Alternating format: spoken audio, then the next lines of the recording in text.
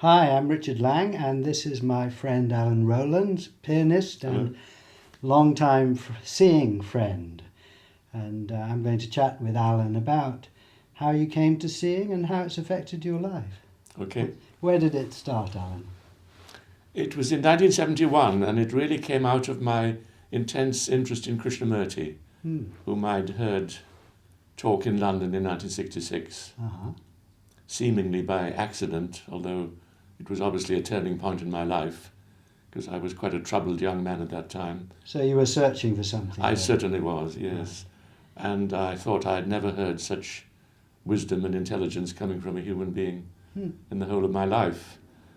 And I became very involved in the formation of Brockwood Park School in 1969 and taught piano there. And was all that time deeply interested in what Krishnamurti had to say and what he was writing, and I went to every possible talk that he gave. And yet at the same time it did seem, especially in the years of the school, that he was making the most enormous demand on people. It was not only that he had this great understanding, but that he was looking for a total change in human consciousness. And I think everyone felt the sort of pressure and intensity and passion he put into that. He was, in some ways, a very intense and demanding person. And I began to feel the impossibility of really living the teaching that he was promoting. What did he really mean by the observer is the observed? You are the world. Freedom is at the first step, not the last. And various motives that would keep recurring to find the unconditioned mind, and so on. And in the Switzerland conferences in Sarnen, where a number of us would talk about these things, it would seem that we would get to the very edge of that and yet not actually be able to take the final step. It was always a frustration about not really seeing. I mean, one felt all the time the need to see for oneself. And another factor was that there was Yuji Krishnamurti there too, who, if anything, even stepped up the voltage even further. So I would spend hours walking in the mountains trying to find out who was really looking. So what happened next? And then a delightful person called Pamela Lightbody lent me a book. She said, "Allan, this is just the book for you to suit your temperament." It was called On Having No Head. I'd never heard of the author, Douglas Harding. But I read the book, and I was delighted with it from the very first. I thought, this is saying something important, although it said it with an extraordinary light touch. In fact, his humour was, I think, one of the most wonderful things about him. And although I wouldn't say that I totally got the point in a vivid first-hand sense, to me it made intellectual sense, although to many people it sounds paradoxical to say one has no head. So I wrote to him. And he telephoned me and said, "You must come and see us in Acton, in Suffolk." So we arranged that, and he said, "I will meet you, and I'll be at Ipswich Station, and I've got a white beard. You can't miss a white beard." And I remember that on the day I didn't feel at all like going. I think I felt that something very important and possibly disturbing might happen, and I almost didn't go. But I did go, and when I got to the platform at Ipswich, there was no white beard, but there were some ladies, two ladies, or sometimes I say it's three, because I always get confused with the Three Ladies in the Magic Flute by Mozart, who are agencies of a higher power, you know. But I think actually it was two, and I think you know who they were. Yes. And they took me off in the car and harangued me unceasingly about seeing and how wonderful it was. Also, with the assumption that I had already got it for myself, which I hadn't. So I felt very sort of harassed and uncomfortable, as if it was assumed that I saw something which in fact I didn't see.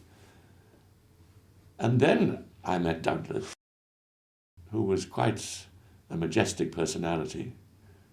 And I remember before long he said, "I think we must put Allan in the ritual paper back," and did so. and it scared me stiff. The tube, face to no face. The paper tube, yes. Yes. And I remember that it was a bit too large, and he had his hand under my chin, keeping it closed, and I was thinking, oh, what is he doing to me? What is this? Is it some kind of hypnosis? Strange man. And I didn't get it. Or at least I thought I didn't. But what happened was that when I tried to go to sleep that night, I couldn't, because I kept having that dream in which you feel that you're falling and you wake up just in time to save yourself. It happened over and over again. And I almost felt afraid to go to sleep, not knowing whether I'd be there when I woke up. And in the morning, one of these ladies brought me a cup of tea and went on about it again. I thought, well, really, she will not leave me alone, and I'm only half awake. And we had breakfast, and then, fortunately, somebody said, let's go for a walk.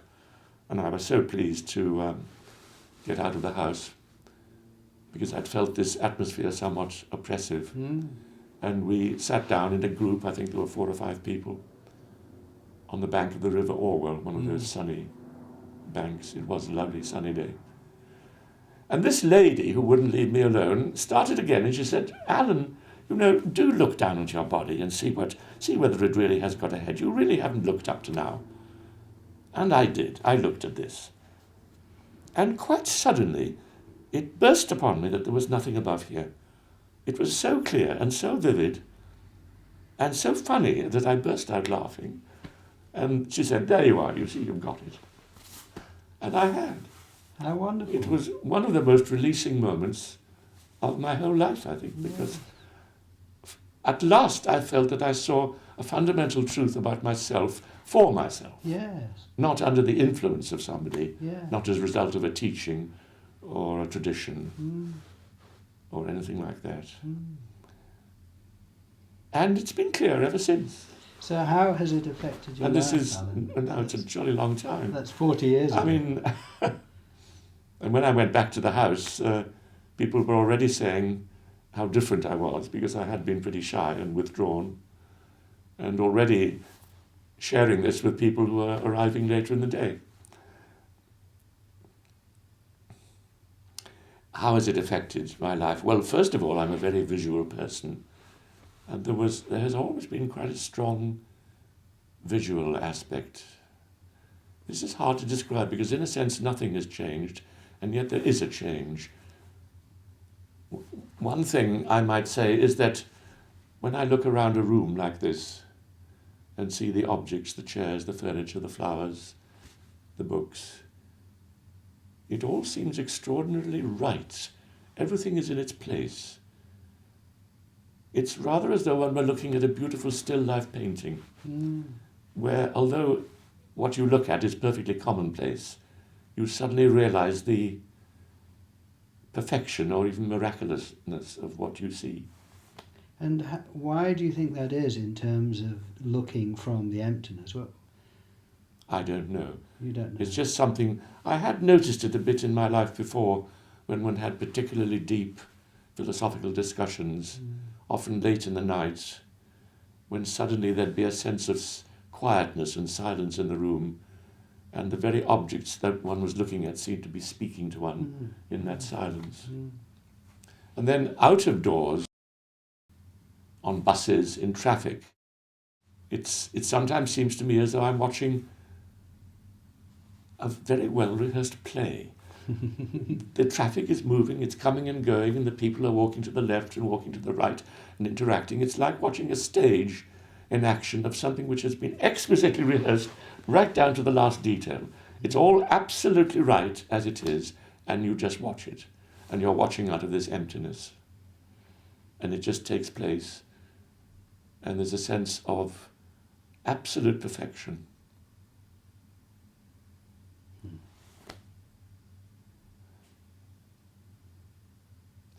And then another aspect is that I mean, I was a scientist before I was a musician, and I'm still extremely interested in progresses in cosmology and physics, and I am fascinated by some of the television programs that come on about the origin of the universe. And there's been one recently called Everything and Nothing. And I notice that physicists and cosmologists are now increasingly talking about the infinite potential of nothingness. And people like Stephen Hawking have already said that they think that the whole thing came into being out of nothing. Although they still use the past tense. Right. They talk about the Big Bang happened 13.5 billion years ago. And I feel that the seeing that we're discussing, headless seeing,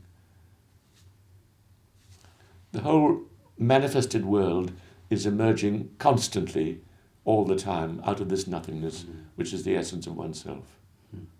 So in a sense, there's a perpetual and ongoing Big Bang. And I feel fascinated too by the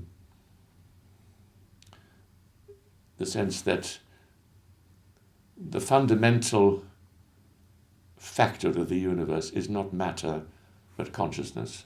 Consciousness in the sense of awareness. And that is not an emergent quality coming about over eons of time through evolutionary change, but the most fundamental property of the universe from which everything else manifests. Seeing has obviously thrilled you and inspired you and Yes, touched you very deeply. it's true. Yes. It's become the centre of my existence. Yes. And again, language is deceptive. I mean, one says my existence or my awareness, but it's not. No. There is no personality or person attached. It's not coming out of a person. No. What there is of the person, what one sees or imagines, one might think of one third personhood, can only be viewed in the light of this fundamental awareness, which is in itself entirely without characteristic or quality. In fact, this seeing is a perfect gateway into non-duality. People like Ramana Maharshi or the insights of Zen, which made sense to me the moment I understood this seeing.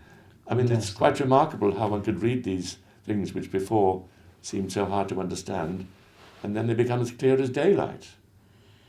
Well, thank you, Alan. Thank you very much.